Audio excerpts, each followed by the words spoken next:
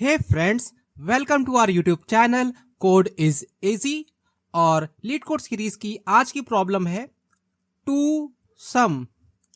अब आखिर ये प्रॉब्लम है क्या, इसको समझने के लिए चलिए आइए रीड करते हैं इसका प्रॉब्लम स्टेटमेंट। तो यहां दिया हुआ है, given an array of integer nums and an integer target, return indices of two numbers such that they add up to target. तो ये आखिर प्रॉब्लम स्टेटमेंट क्या कह रही है, इसको हम समझेंगे इस एग्जाम्पल के हेल्प से। तो हमें एक इंटीजर एरे दी होगी नम्स नाम से, जिसमें कई सारी इंटीजर वैल्यूज होंगी, जैसे 2, 7, 11, 15 इन दिस केस। और मुझे एक इंटीजर वैल्यू दी होगी टारगेट नाम से, जो कि इस केस में है 9 के इक्वल। तो अब हमें करना क्या है, मुझे इस नम्स वाली एरे को स्कैन करना है और ऐसे दो नंबर ढूंढ के निकालने हैं जिनका सम इस टारगेट वैल्यू के इक्वल हो, इस केस में 9 के इक्वल हो। सो चलिए ढूंढने की कोशिश करते हैं। सो लेट्स से 15 प्लस 11 ये कितना होता है, क्या ये 9 के इक्वल है? 15 plus 11 26, not equal to 9। Okay, let's try 7 plus 11 that is 18। 18 is not equal to 9। चलिए अच्छा, अब ये वाला ट्राई करते हैं। 2 प्लस 7, 2 प्लस 7 कितना होता है? 2 प्लस 7 9, और ये हमारी टारगेट वैल्यू 9 के इक्वल है। सो अब करना क्या है, मुझे इन दोनों नंबरों का की जो इंडिसेस हैं उनको रिटर्न करना है। So 2 is the first number of this array, so its index is 0, and the 7 is the second member of this array, so its index is 1। So we have to return index values 0, 1, and that would be the output of this problem. चलिए इस problem को समझने के लिए चलते हैं black board पे। अब ये टू सम प्रॉब्लम बेसिकली दो तरह से सॉल्व हो सकती है। पहला तरीका है हमारा ब्रूट फोर्स मेथड। अब ये ब्रूट फोर्स मेथड में बेसिकली करते क्या है, हम एरे के हर एक एलिमेंट को हर दूसरे एलिमेंट से मैच करते हैं और चेक करते हैं कि उनका सम टारगेट वैल्यू के इक्वल है कि नहीं है। लेट्स से हमारे पास जो एरे है यही वाली एरे है, मान लो इसमें एलिमेंट्स है 2, 7, 11 एंड 15। तो हम करेंगे क्या, हम पहले 2 के लिए मैचिंग करेंगे। तो 2 को मैं 7 से मैच करूंगा, एंड देन 2 को 11 से, 2 को 15 से। इस तरह 7 के लिए मैं 7 को 2 से मैच करूंगा, एंड देन 7 को 11 से, एंड देन 15 से। तो इसी तरह मैं हर एक एलिमेंट को हर दूसरा एलिमेंट से मैच करूंगा। तो इससे प्रॉब्लम तो सॉल्व हो जाती है। तो प्रॉब्लम क्या है, बेसिकली प्रॉब्लम ये है कि इसमें टाइम बहुत लगता है। तो जैसे ये एरे है, इसमें टोटल 4 एलिमेंट्स हैं, तो इसमें टोटल सर्च टाइम लगने वाला है 4 इंटू 4 दैट इज 16। अभी 16 सुनने में ज़्यादा नहीं लग रहा है, 16 is very small number, small amount of searches. But अगर ये मान लो एरे 100 एलिमेंट की हुई, तो इसमें टोटल सर्च टाइम लगेगा 100 into 100 that is 10,000 searches. That is a very big number, but we want a faster way to solve this problem. तो इसके लिए हम काम में लाते हैं अपना दूसरा मेथड, जिसे हम कहते हैं स्लाइडिंग विंडो मेथड। चलिए अब समझते हैं ये स्लाइडिंग विंडो मेथड क्या है। अब ये स्लाइडिंग विंडो का कॉन्सेप्ट है क्या? तो स्लाइडिंग विंडो में हम क्या करते हैं कि शुरुआत में मान के चलते हैं कि हमारी एक छोटी सी एरे में हमारा सोल्यूशन मिल जाएगा। लेकिन जब सोल्यूशन नहीं मिलता है तो हम उस एरे का साइज बढ़ाते हैं, हम विंडो को थोड़ा सा आगे शिफ्ट करते हैं और थोड़ी सी बड़ी एरे में अपना सोल्यूशन ढूंढते हैं। और अगर फिर भी नहीं मिलता उस एरे में, तो हम एरे का साइज थोड़ा और बढ़ाते हैं, दैट इज विंडो को हम थोड़ा और खिसकाते हैं, and then we'll search for the right solution. तो मान लो हमारे पास ये एरे है 2, 7, 11 एंड 15, और हमारी जो टारगेट वैल्यू है ना वो है हमारी 9। यानी मुझे ऐसे दो नंबर ढूंढने हैं जिनका सम 9 के इक्वल हो। तो शुरुआत में जो हमारी एरे होगी वो एक एम्प्टी एरे होगी। तो मैं यहाँ लाइन खींच लेता हूँ, और इस लाइन के लेफ्ट में जो भी एलिमेंट होंगे वो हमारी छोटी सी एरे के पार्ट होंगे। बट ये तो एम्प्टी एरे है, तो क्या दो नंबरों का सम 9 के इक्वल होगा? यहाँ तो नंबर ही नहीं है, तो 9 के इक्वल होने का सवाल ही नहीं। तो हम इस विंडो को, ये हमारी विंडो है इस समय, इस विंडो को मैं थोड़ा सा राइट की तरफ खिसकाऊंगा। तो चलिए मैं इसको एक कदम राइट की तरफ खिसकाता हूँ और देखता हूँ कि अब सोल्यूशन पॉसिबल है कि नहीं है। तो यहाँ पर अगर देखिए तो यहाँ पर केवल एक ही नंबर है, ये पूरी जो लेफ्ट में जो भी एरे है उसमें केवल एक ही नंबर है, दैट इज 2। बट हमें तो 2 नंबर चाहिए, तो हम इस विंडो को थोड़ा सा और राइट की तरफ खिसकाएंगे और अब ये मेरी विंडो आ गई इस पोजीशन पे। अब हमारी एरे पे एग्जैक्टली 2 एलिमेंट्स हैं। अब इन 2 एलिमेंट्स को चेक करेंगे कि क्या इनका सम 9 के इक्वल है कि नहीं है। तो 2 + 7 = 9। So our answer would be the index value of 2 and 7, that is 0 and 1. So our output becomes 0, 1। अब ये बात हुई एक छोटी सी एरे की। अब इससे कोई बड़ी एरे को हम लेके इस स्लाइडिंग विंडो का एग्जाम्पल समझाने की कोशिश करते हैं और ये भी समझेंगे कि उस बड़ी एरे में जो सोल्यूशन है उसको ढूंढने के लिए कोड कैसे लिखेंगे। अब हमारे पास जो एरे है वो है नम्स नाम की, और नम्स नाम की एरे में मुझे ऐसे 2 एलिमेंट ढूंढने हैं जिनका सम इस टारगेट वैल्यू 17 के इक्वल हो। तो अब मैं ये कैसे करूंगा, तो इसको करने के लिए मैं यूज में लाऊंगा स्लाइडिंग विंडो का कॉन्सेप्ट। सो मैं एक स्लाइडिंग विंडो बना लेता हूं और इसे रखता हूं अपनी पोजीशन 1 पे। अब इस समय इस स्लाइडिंग विंडो के लेफ्ट में जो सर्चेबल एरे है उसमें केवल एक ही एलिमेंट है।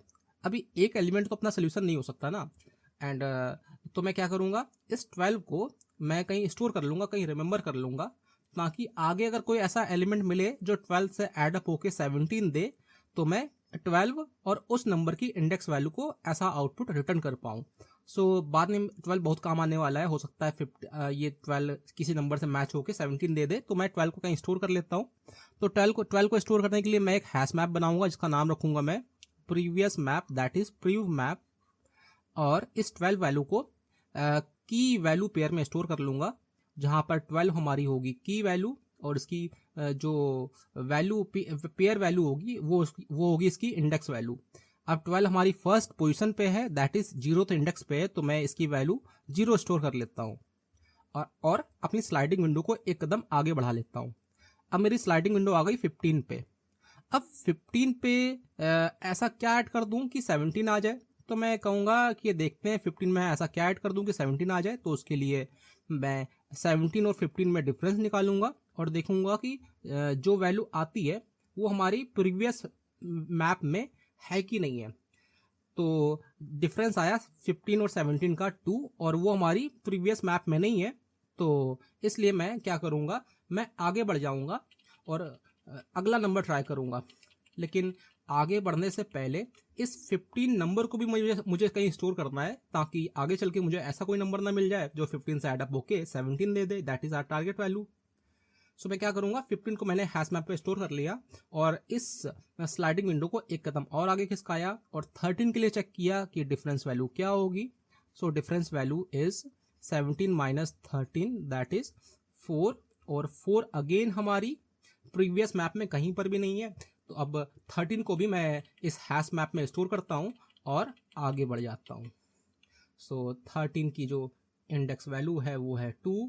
Now sliding window again move forwards, and 14 के लिए मैं चेक करूंगा डिफरेंस वैल्यू क्या है। Difference value is 17 minus 14, that is 3। 3 is not in our hash map, so we will move forward, but before moving forward हम इस 14 को भी स्टोर कर लेते हैं अपने हैश मैप में। सो 14 की इंडेक्स वैल्यू है हमारी 3। नाउ अब स्लाइडिंग विंडो आ गया 5 के आगे। अब 5 में ऐसा क्या ऐड कर दूं कि 17 आ जाए। तो मैं कहूँगा 17 माइनस 5 होता है 12, और 12 को चेक कर लेता हूँ अपने हैश मैप में। तो 12 मुझे मिल गया इस जगह पर। अब क्योंकि 12 है हमारे हैश मैप में तो हमें अपना आंसर मिल गया। तो अब मैं इस 5 और इस 12 की जो इंडेक्स वैल्यू है उसे रिटर्न कर लेता हूँ। सो हमारी जो इंडेक्स वैल्यू है जिन्हें मुझे रिटर्न करना है वो है करंट वैल्यू 5, और 5 का जो इंडेक्स है वो है 4, और प्रीवियस वैल्यू 12 जिसकी इंडेक्स वैल्यू है 0। सो ये हमारी हुई रिटर्न वैल्यू। ऐसे ही चाहे जितनी बड़ी एरे हो हम इस तरह से टू सम प्रॉब्लम को सॉल्व कर सकते हैं, और इसमें लीनियर टाइम लगता है। दैट मीन्स अगर मान लो कि जो एरे का साइज है वो 100 है, तो कभी भी आपकी जो सर्चेबल टाइम है वो 100 टाइम से ज़्यादा नहीं होगा। अगर 1000 एलिमेंट है तो हमको केवल 1000 एलिमेंट सर्च करने हैं at max. So this is the profit which we gain compare to brute force method. तो चलिए अब इसी चीज को हम कोड के रूप में देख लेते हैं कि इसका कोड कैसे लिखें। चलिए दोस्तों, लीड कोड के इस टेक्स्ट एडिटर पे मैं अपना कोड लिख लेता हूँ। सबसे पहले मैं नम्स नाम की एरे में कुछ रैंडमली कुछ एलिमेंट्स स्टोर करता हूँ। देखिए मैं कमेंट में लिख रहा हूँ, ये actual values, actual past values नहीं है, ताकि आपको कोड समझ में आए, इसलिए मैं ऐसा सैंपल इन वैल्यूज को यहाँ लिख दे रहा हूँ। इस तरह मैं सैंपल के तौर पे टारगेट वैल्यू को भी कमेंट में लिख देता हूँ ताकि आपको कोड समझ में आए। तो ये हमारी एरेस हैं, ये हमारी एरे है। और अब मैं क्या करने वाला हूँ, अब मैं कोड लिखने वाला हूँ। तो सबसे पहले मैं डिफाइन करूँगा एक हैश मैप। हैश मैप में शुरुआत में कोई भी एलिमेंट नहीं होंगे।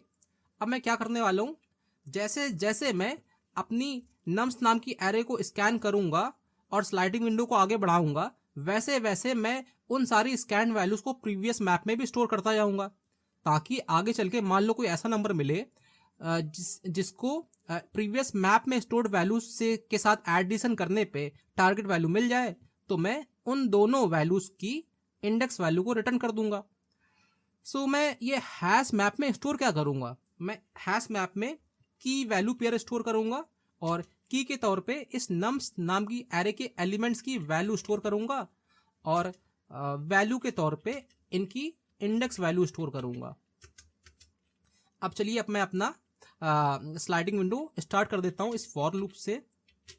सो मैं क्या करने वाला हूं, मैं अपनी जो नम्स नाम की एरे है ना, नम्स नाम की एरे को एनुमरेट करूंगा और इसकी जो उन नंबर्स एनुमरेट होके आएंगे उनकी जो इंडेक्स वैल्यू को आई में स्टोर करूंगा और उनकी वैल्यू को एन में स्टोर करूंगा। सो लेट्स से कि हम अभी अपनी एरे को स्कैन कर रहे हैं, तो हमने 2 को स्कैन किया, आंसर नहीं आया, हमने 2 को प्रीवियस मैप में स्टोर किया and then we scan 7। Now अब मैं क्या करने वाला हूँ, अब मैं चेक करूंगा कि मैं ऐसा दूसरा नंबर कौन सा लिया हूं जो 7 से ऐड होके 9 दे दे। तो मैं क्या क्या करूंगा, डिफरेंस कैलकुलेट करूंगा। तो मैं डिफरेंस कैलकुलेट करूंगा। सो डिफरेंस कैलकुलेट करने के लिए मैं सब्ट्रैक्ट करूंगा टारगेट से अपनी करंट वैल्यू n से। सो target minus n will give the difference number. Difference number को जब मैं अपनी वैल्यू n से एड अप करूंगा तो मुझे टारगेट वैल्यू मिल जाएगी। लेकिन अभी सवाल उठता है कि जो ये डिफरेंस है, ये डिफरेंस वैल्यू क्या हमारी एरे में है भी? तो मैं चेक कर लेता हूं अपनी प्रीवियस मैप में कि ये जो डिफरेंस वैल्यू है हमारी हैश मैप में है भी कि नहीं। मान लो हमें वो वैल्यू मिल जाती है, यानी मुझे वैल्यू n मिल गई है और मुझे डिफरेंस वैल्यू मिल गई है। अब n plus difference would be equal to target value. So मुझे अपना आंसर मिल गया। तो अब मुझे करना क्या है, मुझे इनकी इंडेक्स वैल्यू को रिटर्न करना है। सो मैं डिफरेंस की जो इंडेक्स वैल्यू है वो हमारी हैश मैप में स्टोर है। सो हैश मैप के डिफरेंस इंडेक्स पे वो इंडेक्स वैल्यू स्टोर्ड है और जो अभी करंट इंडेक्स वैल्यू है, जो हमारी करंट वैल्यू n है, उसकी जो इंडेक्स वैल्यू है वो है i। तो मैं अपनी डिफरेंस वैल्यू की इंडेक्स वैल्यू और अपनी करंट वैल्यू n की इंडेक्स वैल्यू i को रिटर्न कर दूंगा। लेकिन मान लो कि हमारी जो डिफरेंस वैल्यू है वो प्रीवियस मैप में नहीं है, तो मैं क्या करूंगा, मैं आगे बढ़ जाऊंगा। लेकिन आगे बढ़ने से पहले मैं इस डिफरेंस वैल्यू को इस करंट वैल्यू n को अपनी हैश मैप में स्टोर कर लूंगा कुछ इस तरह से। सो अपनी जो करंट वैल्यू है n, उसको मैं अपनी हैश मैप में की के तौर पे स्टोर करूंगा और उसकी जो इंडेक्स वैल्यू है i, उसको उसकी वैल्यू के तौर पे स्टोर करूंगा और ये लूप चलता जाएगा और एट द एंड मुझे 2 इंडेक्स वैल्यूज ऐसी मिल जाएंगी जिनकी वैल्यूज का सम टारगेट वैल्यू के इक्वल हो और at the end we will add up the return statement. So this is our code. चलिए अब मैं अपने कोड को रन कर लेता हूं और मैंने रन पे क्लिक किया। जैसे मैंने रन पे क्लिक किया वैसे ये एग्जीक्यूट होना स्टार्ट हो गया और हमारा कोड यहाँ पर एक्सेप्ट हो चुका है। चलिए अच्छा, कंसोल को मैं क्लोज कर देता हूँ और इस कोड को मैं सबमिट करता हूँ। अब ये मैं इधर किनारे छुपी हुई विंडो को बड़ा करता हूँ थोड़ा सा, ताकि आपको आंसर दिखे। तो यहाँ पर लिख के आ रहा है run time 101 millisecond faster than 53.62% of the users. So यहाँ पर हमारा कोड रन हो चुका है सक्सेसफुली और यहाँ पर हमारा कोड एक्सेप्ट हो गया है। So this is the end of our video. I hope that you like this video, and if you do so then please hit the like button and हमारे चैनल को भी सब्सक्राइब कर लीजिए, ताकि जब भी हम इस तरह के नए वीडियो लाएं तो आपके पास नोटिफिकेशन पहुंच जाए।